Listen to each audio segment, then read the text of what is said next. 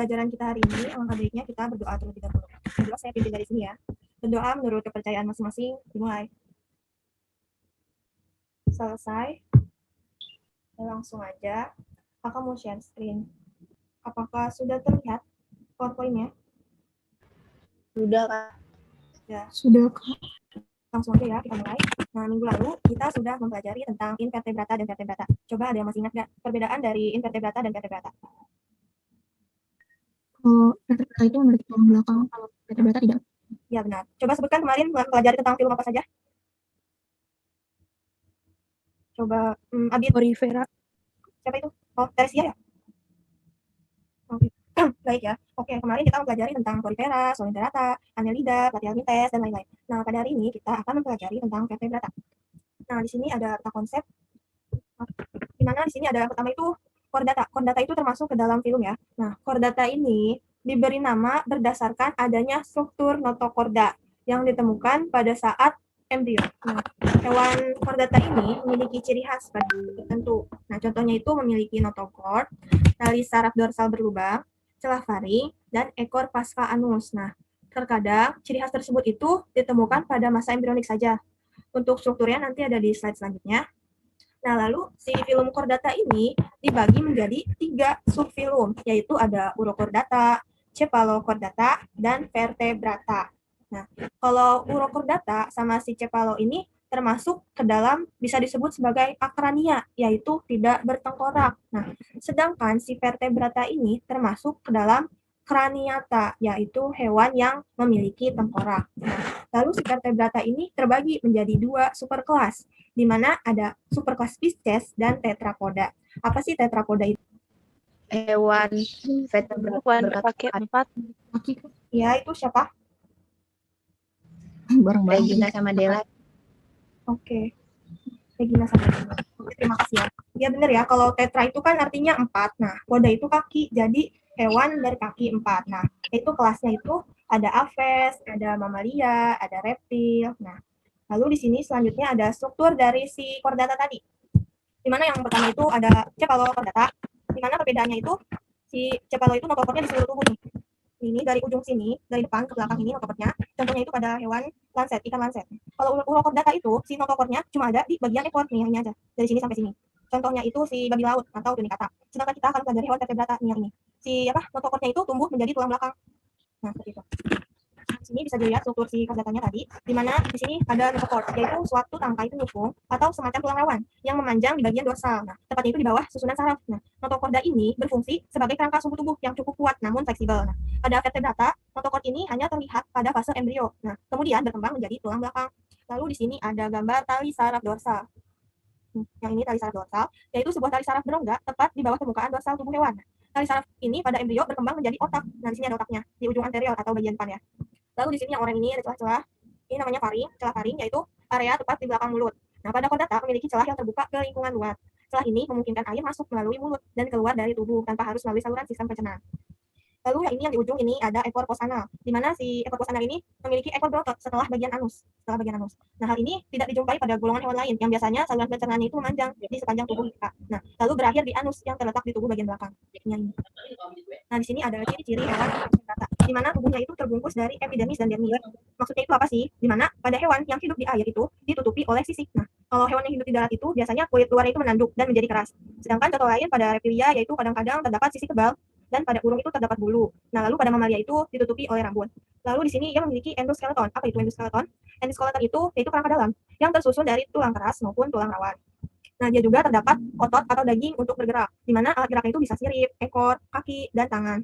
Lalu ia juga memiliki otak atau kranium. Kranium tadi tengkorak ya. Nah, di mana kraniumnya itu berisi otak. Ia juga berukuran kecil hingga besar. Nah, dengan bentuk tubuh simetris bilateral. Nah, minggu lalu kita sudah mempelajari tentang simetris bilateral. Ada yang ingat nggak apa itu simetris bilateral? Coba kakak minta jelasin sama Ramzi Putra. Ramzi, apa Ramzi hadir? Ya, Ramzi, simetris bilateral itu apa ya? Ramzi. Atau yang lain, siapa yang mau jawab? Simetris bilateral tubuh. Ya, coba. Ya. Simetris bilateral tubuh adalah di antara tubuh di mana tubuh dapat dibagi bayangan servis pada sumber pusatnya. Nah, ya benar ya. Di mana simetris bilateral itu hewan yang apabila dibagi dua melalui pusat itu diperoleh bentuk dan ukuran yang sama. Lalu di sini ia memiliki sistem peredaran darah. Nah, sistem peredaran darah itu tertutup Artinya itu darah mengalir di pembuluh darah. Nah, jantungnya itu terdiri atas bilik dan serambi. Nah, darahnya ini mengandung pigmen hemoglobin yang terdapat pada sel-sel darah merah. Ia juga memiliki sistem pernapasan, di mana alat pernapasannya itu bisa berupa insang dan paru-paru. Di sini memiliki sistem ekskresi yang memiliki sepasang ginjal, dan sistem endokrin juga indera, di mana memiliki sepasang mata dan sepasang telinga. Nah, ia bereproduksi, di mana alat kelaminnya itu terpisah. Namanya apa alat kelamin terpisah yang kemarin sudah kakak jelaskan? Diesis atau hemafrodit? Hemafrodit. Salah ya, diesis. Jadi, ya, diesis. Kalau diesis itu dua kelamin, jadi masing-masing individu itu memiliki satu kelamin. Sedangkan kalau hermafrodit itu satu individu memiliki dua kelamin. Nah, lalu di sini fertilisasi eksternal atau internal, di mana ada ovivar, ovovivivar, dan vivivar. Siapa yang bisa menjelaskan dari tiga maksud tersebut? Kalau ovovivivar itu bertelur, kalau ovovivivar itu bertelur melahirkan, kalau vivivar itu melahirkan. Ya, terima kasih Regina ya. Ya. Benar ya, terima kasih Regina. Nah, lalu selanjutnya kita masuk ke dalam superkelas Pisces, di mana Pisces itu ciri-cirinya hidupnya di perairan. Nah, ia juga triploblastik, yaitu memiliki 3 lapisan, ectoderm, mesoderm, dan endoderm. Nah, tubuhnya itu terdiri atas kepala. Jadi, kepalanya itu mengandung otak, lalu ada bagian badan dan ekor. Ia juga mempunyai gurat sisi di sepanjang tubuhnya. Gurat sisi itu fungsinya untuk apa? Aisyah, gurat sisi fungsinya untuk apa? Oke, mungkin Rangga. Rangga, gurat sisi untuk apa? Fungsinya? Rangga hadir. Rangga hadir tidak? Deteksi getaran bukan, Kak? Hadir, Kak. Ya, apa tadi siapa? Aisyah ya? Aisyah, jadi lebih tepatnya itu gurat sisi itu fungsinya untuk merasakan si tekanan air. Nah, jadi kalau kalian pegang di Pisces, bagian sisinya itu di tengah-tengah itu ada semacam garis tulang gitu. Nah, itu namanya tuh gurat sisi ya, di mana fungsinya itu untuk merasakan tekanan air. Lalu tubuhnya itu ditutupi oleh kulit. Nah, pada umumnya bersisik dan berlendir. Nah, ada 4 tipe sisik. Nah, nanti itu akan dipelajari di slide selanjutnya. Lalu ia bernafas dengan insang yang berbentuk lembaran-lembaran tipis berwarna merah dan juga lembab. Dan insang ini mengalami perluasan, disebutnya itu sebagai labirin. Insang ini ditutupi oleh operculum. Lalu Pisces juga memiliki organ tambahan, yaitu berupa gelembung. Nah, fungsi gelembung renang itu untuk apa? Akila Rahma. Sebentar, Kak. Ya.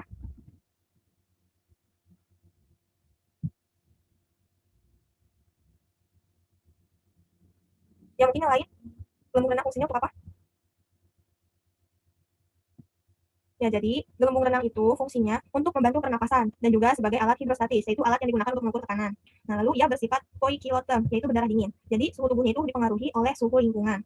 Nah, ia mempunyai sistem peredaran darah tertutup tunggal. Artinya apa? Di mana dalam satu kali peredaran darah, darahnya itu hanya satu kali melalui jantung. Nah, jantungnya ini terdiri dari 2 bagian, yaitu ada satu ventrikel dan satu atrium. Lalu sistem pencernaan itu lengkap, di mana ada mulai dari mulut, kerongkongan, lambung, usus, dan anus. Yang mempunyai alat ekspresi berupa ginjal. Dan dia juga bersifat diesis dan juga bisa hermafrodit. Fertilisasinya itu terjadi secara eksternal di luar tubuh dan bisa juga secara internal di dalam tubuh. Nah, di sini ada gambar struktur dari Pisces. Di sini ada bagian lubang urogenital. Ada yang tahu maksud dari lubang urogenital itu apa? Yang ini. Oke, jadi lubang urogenital itu lubang tempat bermuaranya saluran ginjal dan saluran kelamin yang berada tepat di belakang anus. Lalu di sini juga ada bulbus olfactorius, struktur otak vertebrata yang mempengaruhi penciuman. Nah, semakin baik perkembangannya, maka semakin tajam nih penciuman suatu hewan. Jadi si bulbus olfactorius juga berfungsi untuk memperbesar penciuman, memperbesar sensitivitas deteksi bau, dan menyaring bau untuk mendeteksi suatu bau. Nah, di sini ada tipe sisik ikan, di mana ada stenoid, yaitu berbentuk mirip seperti duri, bergerigi. Ini bentuknya agak bergerigi pada tepi luar, di mana bagian posterior, yaitu bagian belakang, terdapat steni atau duri-duri, gerigi kecil. Nah, jadi pada bagian anterior ini terdapat bagian berbentuk seperti sisir. Yang anterior itu bagian depan. Nah, sisik stenoid ini lebih pipih dan tipis. Pada bagian anterior, yaitu dia bersifat transparan ya, dan tidak berwarna. Contohnya itu pada ikan bandeng. Lalu di sini ada sikoid. Nah, sikoid ini mirip sama si stenoid, hanya saja bedanya si sisik sikoid ini tepi luarnya itu agak halusnya, nggak ada gerigi-geriginya, kayak si stenoid ini. Contohnya itu pada ikan salmon. Lalu ada sisik tipe ganoid. Nah, yang ini berbentuk seperti belah ketupat, di mana ia mengkilat dan juga keras. Contohnya itu pada ikan balonnya. Lalu yang terakhir itu ada tipe plakoid, di mana sisik ini karakteristiknya bagi golongan ikan bertulang rawan. Contohnya itu hiu. Nah, bentuknya itu segitiga, mirip seperti segitiga. Dengan bagian basal, yaitu bagian bawah, terdiri dari lapisan epidermis yang mendatar dan menempel pada lapisan dermis. Bagian ujungnya itu menonjol seperti posterior. Di bagian ujung itu menonjol ke arah posterior ini ya. Contohnya itu seperti kakak sudah bilang tadi, yaitu ikan hiu, itu bagian tulang rawan. Nah, di sini ada klasifikasi Pisces. Yang pertama itu ada agnata, di mana agnata itu ikan tidak berahang. Nah, ia memakan bangkai atau parasit pada ikan lainnya. Dia tidak memiliki rahang, namun mulutnya itu berbentuk seperti lingkaran dan berparut nih. Mulutnya berbentuk lingkaran dan berparut, di mana ia memiliki lidah dan gigi, tetapi tidak memiliki sirip yang berpasangan, tidak terlihat siripnya kan. Nah, kulitnya juga tidak bersisik, serta bertubuh lunak dan berlendir. Bisa dilihat dari gambar ini. Contohnya itu ikan lamprey atau belut laut. Lalu selanjutnya itu ada chondrichthyes atau ikan bertulang rawan. Tubuhnya itu tertutup oleh sisik-sisik plakoid yang dan kasar. Memiliki 2 pasang sirip dengan sirip ekor. Ini 2 pasang sirip dan ekor yang belakang. Nah, mulutnya itu terletak di bagian bawah, di bagian bawah. Nah, sekaligus sama di bagian bawah kan. Nah, dengan lidah dan rahang. Alat pencernaannya itu mulai dari mulut, faring, esofagus, lambung, usus, rektum, dan kloaka. Nah, ada yang tahu kloaka itu apa? Kloaka. Alvin Febiansyah, apa itu kloaka? Alvin hadir. Oke, yang lain. Anissa Saji, kloaka itu apa? Nggak ada juga. Yang lain? Siapa yang mau jawab? Saya nggak. Siapa itu? Gimana? Ya, apa sih Mas? Kuota? Lubangnya itu lubang posterior yang berfungsi sebagai satu lubang saluran pencernaan seperti urin dan gantar spesies saluran tertentu. Iya, benar ya. Jadi kloaka itu lubang keluar dari si sistem pencernaan, sistem ekskresi, dan sistem reproduksi. Jadi feses, urin itu keluarnya melalui kloaka dalam satu lubang yang sama. Beda ya sama anus. Lalu di sini ada osteitis, ikan bertulang sejati, contohnya ada ikan mas hoki, ikan lele, dan laut. Di mana endoskeleton ini mengandung matriks kalsium fosfat keras. Kulitnya itu ditutupi oleh sisik genoid, sikoid, atau senoid. Tetapi ada pula yang tidak bersisik. Mulut itu berahang dan memiliki gigi dan lidah. Pernapasan itu dengan insang yang ditutupi oleh okulum. Di mana ia juga memiliki gelembung renang untuk membantu pernapasan, yaitu menyesuaikan berat tubuh dengan kedalaman air. Nah, lalu di sini ada peranan Pisces di mana untuk menjaga keseimbangan ekosistem perairan karena posisinya itu sebagai komponen biotik yang menempati lingkaran tropik tertentu dalam rantai makanan. Lalu ia juga sebagai sumber protein, terutama terdapat omega yang bermanfaat untuk meningkatkan kecerdasan.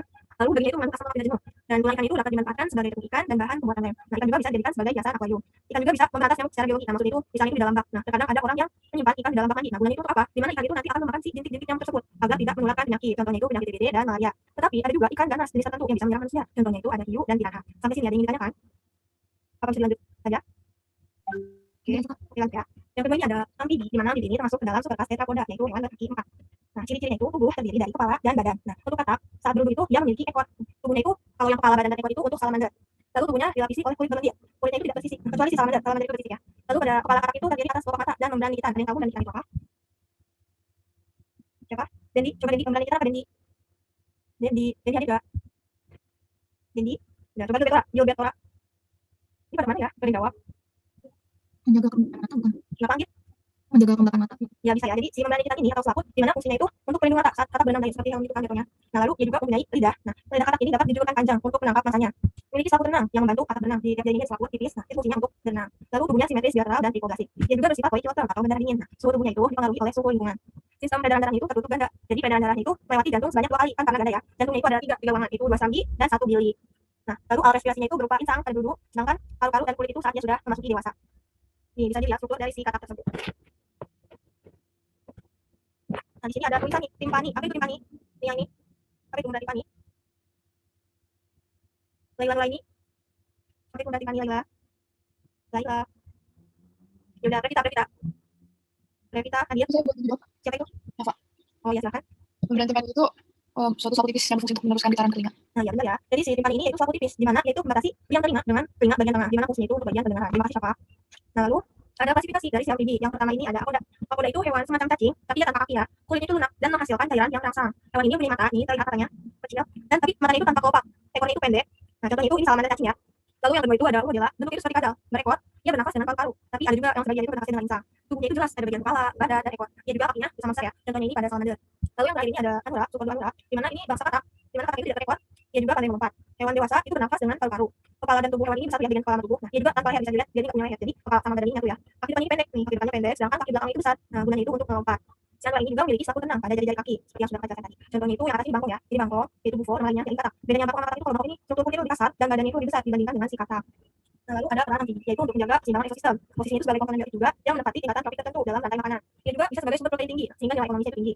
Katak juga merupakan organisme yang banyak digunakan dalam penelitian laboratorium. Lalu kulit katak atau kodok ini dapat disamakan menjadi bahan tas atau dompet. Nah, lalu pada beberapa bangkong yaitu racun, bufotalin, dan bufotenin dari kodok bufomarinus, yaitu bangkong yang tadi badannya besar itu, dia bisa menguatkan denyut jantung. Sampai sini sebelum dilanjutkan apa yang ditanyakan? Tidak? Baik. Oke, baik lanjut. Itu selanjutnya ada kelas reptil. Di mana ciri-ciri reptil ini hidupnya itu bisa di darat ataupun di perairan. Tubuhnya itu simetri bilateral dan tripoblasik. Ia juga bersifat weight shorter. Nah, di sini ada eksotermik. Maksud eksotermik itu apa? Ada yang tahu?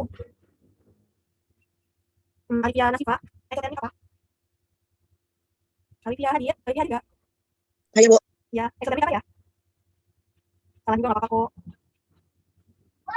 Ya udah, Kak aja jelasin ya. Jadi eksotermik itu di mana hewan yang mengatur suhu tubuhnya itu bukan dengan metabolisme tubuh, nah melainkan dengan adaptasi tingkah laku. Contohnya itu ada kadal, di mana kadal itu suka berjemur di bawah terik matahari, namun ketika udara sejuk, dan itu menjadi tempat untuk berteduh jika udaranya itu terlalu panas. Lalu si tubuhnya ini terdiri dari kepala, leher, badan, dan ekor. Tubuhnya ini ditutupi sisik dari keratin, sehingga terendap air dan mencegah dehidrasi. Reptil ini mengalami pergantian kulit, yaitu kulit luar secara periodik akan terlepas, nah, kecuali ada buaya dan kura-kura yang tidak mengalami pergantian kulit ya. Lalu ia juga memiliki 2 pasang kaki, di mana berjari 5, kecuali ular tidak punya kaki ya. Pencernaan itu lengkap, ada mulut, taring, esophagus, lambung, usus halus, usus besar, dan juga kloaka. Ia juga memiliki gigi dan lidah, dan juga peredaran darah itu tertutup. Jantungnya itu dibedakan menjadi 4 ruang, yaitu 2 serambi dan 2 bili. Dia mempunyai sistem saraf otak dan 12 pasang saraf kranial. Nah, pasang saraf kranial ini lanjutan dari sistem saraf otak. Dia juga memiliki kelenjar bau dekat kloaka. Nah, pada kura-kura, kelenjar bau itu dapat ditemukan di antara perisai dorsal, yaitu nama lainnya itu carpax, dan perisai ventral nama lainnya itu gastron. Nah, bisa dilihat struktur dari rectum. Nah, di sini ada rectum. Ada yang tahu rectum itu apa? Jelas Prince ya. Rectum apa? Jelas Hadir? Yang lain mungkin? Ada yang mau menjawab? Ini apa? Tempat penyimpanan sementara Faces. Program ya, tapi terima kasih kali ya Satri. Nah, jadi si rektum ini bagian dari usus besar nih. Kalau penyimpanan sementara itu namanya bawah nanti ya, kita bahasnya di AFES. Nah, jadi si rektum ini bagian dari usus besar yang berada di bagian akhir. Ini juga mempunyai kloak yang sudah dijelaskan tadi. Nah, kloak itu lubang posterior yang sebagai satu-satunya lubang untuk saluran pencernaan urin. Nah, tapi pada umumnya juga sebagai organ genital pada spesies hewan tertentu. Nah, di sini ada klasifikasi dari reptilia. Yaitu yang pertama ada Rhinchocephalia, yaitu reptilia primitif. Si Rhinchocephalia ini merupakan organ reptil yang mirip kadal. Nah, mencakup hanya satu spesies yang hidup, cuma satu, yaitu namanya tuantara, di mana dia ini mendiami bagian dari Selandia Baru. Lalu yang kedua ini ada Selonia, yaitu Testudinata bangsa kura-kura. Yaitu hewan bersisik berkaki 4 dan termasuk golongan reptil ya. Nah, bangsa ini disebut Ordo Testudinata, itu mudah dikenali karena dia punya rumah atau batok. Yang ini dia punya rumah atau batok, di mana dia keras dan kaku. Batok kura-kura ini ada dua bagian, yaitu bagian atas yang menutupi punggung. Ini bagian atasnya itu disebut sebagai karakas. Nah, sedangkan bagian bawahnya ini, di bagian bawahnya itu namanya bagian ventral, yaitu plastron. Coba kakak mau minta jelasin ulang sama Kayla Herunisa. Kayla Herunisa hadir. Kayla. Ya, Kak. Kayla, ya, karakas itu apa Kayla? Dewa, ada yang lain? Delia? Delia karakas apa Delia? Ya udah jawab. Ya udah ulang ya. Jadi karakas itu ingat ya, karakas itu bagian atas itu bagian punggung, sedangkan bagian bawahnya itu disebut sebagai plastron. Nah, lalu yang ketiga ini ada squamata, bangsa kadal dan ulat, di mana ada Sauria, Amphisbaena, dan Serpentes. Di mana kelompok reptilia ini bersisik, berkaki 4, nah tapi ada beberapa spesies yang tidak berkaki. Nah, contohnya itu ada ulat ya. Lalu ini yang terakhir ini ada Crocodilia, yaitu Loikata, di mana ada bangsa alligator dan buaya. Nah, kira-kira apa yang bedain buaya sama alligator? Yang tahu bedanya buaya sama alligator? Muhammad Zikron? Iya, Pak. Bedanya buaya sama alligator apa ya? Di itu mulutnya, giginya. Iya, kenapa? Kalau buaya itu giginya gede keluar, kalau alligator giginya kelihatan. Ya benar ya. Nah, jadi kalau buaya ini kalau dilihat dari rahang itu dia lebih mancung, seperti urupi, dia lebih mancung. Sedangkan kalau si alligator ini dia seperti urupu, agak unggul ya. Nah, si buaya juga giginya nih ada keluar nih bisa dilihat pada gambar. Sedangkan alligator ini giginya itu masih kelihatan kecil, jadi nggak terlalu terlihat keluar seperti si buaya ini ya.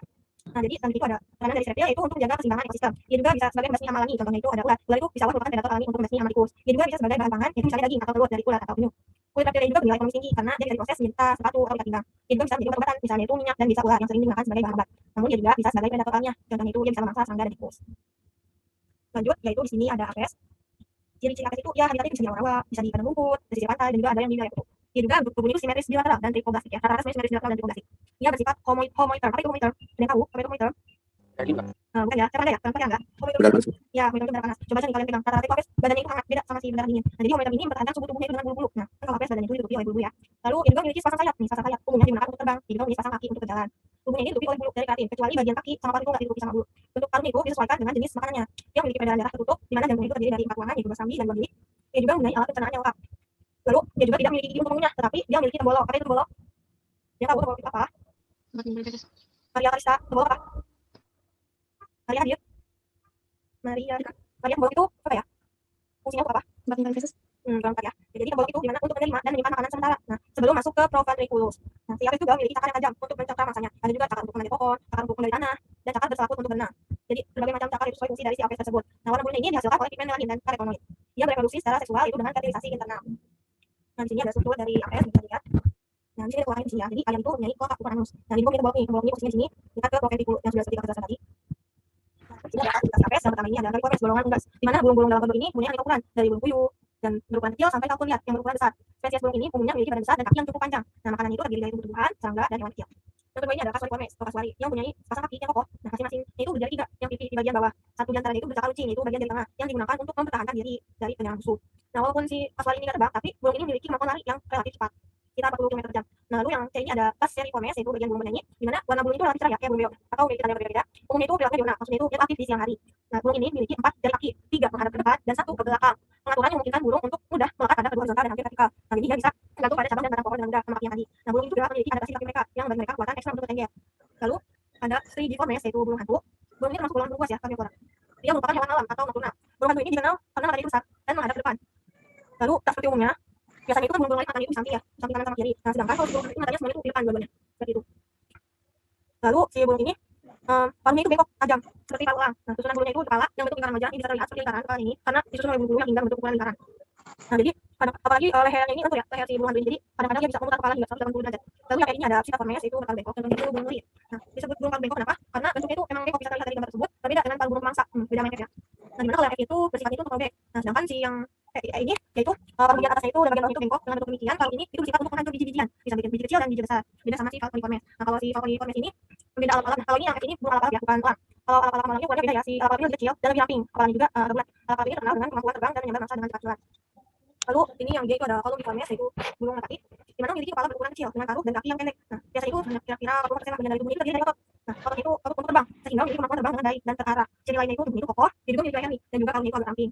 Lalu di sini ada burung Ciconiformes, yaitu burung bangau. Kodok ini terdiri berbagai burung besar, di mana kakinya itu panjang dan berparuh besar. Contohnya itu ada bangau, kuntul, egret, ibis, dan fosibir. Burung ini biasanya muncul di sebagian besar wilayah yang hangat. Dia juga memiliki sedikit bulu halus di bagian bawah bulu utama yang berguna untuk mengeringkan diri dari pendidikan. Bangau juga tidak memiliki pita suara, sehingga tidak ada suara dari jenis burung ini. Tingkatan karungnya ini menjadi komunikasi yang umum di antara burung-burung tersebut. Di sini ada beberapa proses, di mana yaitu sebagai sumber protein dari daging dan telurnya, dan bulu-bulunya juga bisa dijadikan sebagai hiasan atau aksesori ya.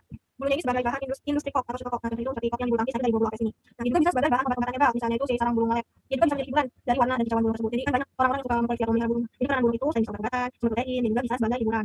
Tapi dia juga ada yang bersifat sebagai predator alamiah, nah di mana dia bisa memangsa ulat dan serangga. Sampai sini tadi yang sebelum lanjut. Lanjut ya. Nah, yang kali ini ada mamalia. Kalau mamalia ini biasanya hidup itu di darat. Ya, ciri-ciri musim dia mempunyai kelenjar susu. Nah, di mana kelenjar susu ini itu kelenjar tambahan dari sistem reproduksi. Nah, jadi kalau kondisi normal nih, si kelenjar susu ini akan berkembang setelah sistem reproduksi atau reproduksi. Contohnya itu ada ternak yang berplasenta, di mana perkembangan kelenjar susu ini sebagian besar itu terjadi setelah si ternak ini pun dikembang. Nah, ini simetri bilateral dan triplogastik, di mana ini ditutupi oleh rambut berbeda dengan pes. Kasih bantu kalian minta. Kalau dia normal itu baru itu udah potong semua. Jadi soalnya udah.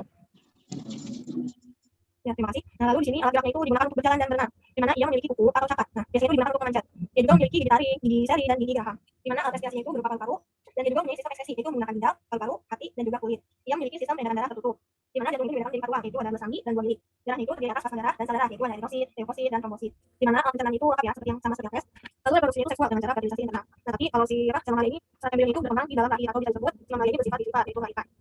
Nah, bisa dilihat struktur itu di mamalia, itu yang pertama ada monotremata, yaitu mamalia bertelur, di mana berkembang biak secara bertelur dan mengeluarkan telur itu lewat kloaka ya. Monotremata ini memiliki telur mirip dengan telur reptil dan menetas kira-kira itu 10 hari. Nah, ketika menetas si induk monotremata ini akan langsung menyusui bayi mereka.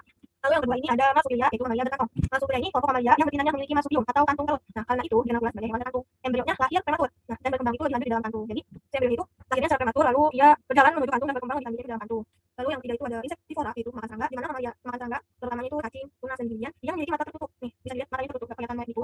Dan juga telapak kakinya itu lebar dengan akar-akar yang besar nih. Bisa dilihat dari gambarnya. Lalu yang dia itu ada tukai yondia, yaitu beruang tukai, di mana sebuah warna mamalia kecil yang mirip bajing tapi beda ya. Nah, secara ilmiah itu tukai ini nggak sama kekerabatan masih bajing. Nah, tukai ini memakan serangga dan dahulu dimasukkan ke dalam bangsa insektivora. Dulu masuk ke si odol insektivora ini bersama-sama dengan celur. Nah, sedangkan bajing dan bajing itu masuk bangsa Olimpia atau hewan pengerat. Jadi si bajing yang masuk tukai beda ya. Si tukai masuk tukai yondia, kalau si bajing masuk ke Olimpia. Nah, jadi di sini ada Olimpia, yaitu hewan pengerat.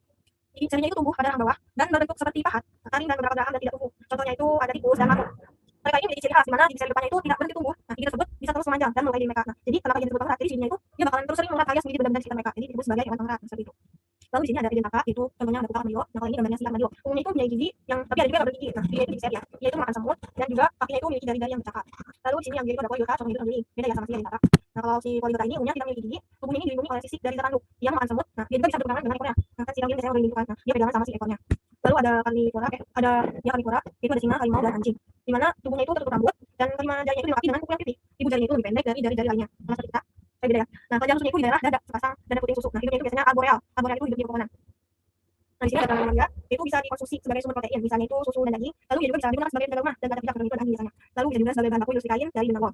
Nah, bahan baku industri bagian pangan dari hewan baik daging maupun susu. Dia juga bisa dijadikan sebagai bahan wisata dari edukasi, contohnya ada guna, ada safari. Dia juga bisa dijadikan sebagai alat transportasi, contohnya itu ada kuda. Nah, dia juga bisa membantu di bidang pertanian, seperti kerbau bisa menjadi badak awal maksudnya. Tapi dia juga ada yang merugikan, kenapa? Di mana dia bisa menyebarkan penyakit, di mana dia juga bisa memakan buah-buahan kebun dan juga merusak lahan pertanian seperti itu tadi. Nah, nanti kalian bisa lihat penjelasan terakhir di sini ada perbedaan dari 3 kelas. Oke, sampai sini apa ada yang ingin ditanyakan? Dikandi, apa sudah jelas?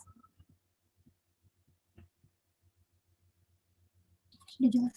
Oke, sebelum kakak akhiri, kakak mau menginformasikan kalau hari ini kakak mau ngasih tugas LKPD ya. Nanti kakak kirim LKPD-nya lewat grup WA. Di situ ada keterangan waktunya. Kakak minta paling lambat kumpulin jam 8 malam. Cuma 3 soal esai, jadi kakak harap nggak ada yang telat ya untuk mengumpulkan tugasnya. Nggak kayak kemarin, udah dikirim, udah dikasih waktu tambahan tapi masih pada telat. Nah, ini kan cuma 3 soal, kakak cuma minta sampai jam 8 malam, jadi semoga aja bisa kirim tepat waktu. Nah, sebelum kakak tutup, kakak mau minta, siapa ya? Bella saja deh untuk memberi kesimpulan materi vertebrata pada hari ini. Kakak mintanya lisan aja ya di sini. Soalnya kemarin kakak minta di grup nggak ada yang ngirim. Delas, pendek juga nggak apa-apa kok. Delas hadir. Delas nggak hadir ya. Dia sudah minta ke Alia Sawitri. Vertebrata adalah subfilum dari chordata yang mencakup semua hewan yang memiliki tulang belakang. Vertebrata adalah subfilum yang terbesar dari chordata, dan ke dalam vertebrata dapat dimasukkan semua jenis spesies atau ikan, amfibia, reptil, aves, burung, serta hewan mamalia atau hewan yang menyusui. Oke, sudah. Terima kasih kepada Alia Sawitri. Oke, kita akhiri pertemuan pada hari ini. Mohon maaf bila penjelasan kakak kurang jelas atau terlalu cepat. Oke, semuanya kita sudahkan materi kita hari ini. Kakak tutup ya. Wassalamualaikum warahmatullahi wabarakatuh. Waalaikumsalam. Waalaikumsalam warahmatullahi wabarakatuh. Waalaikumsalam.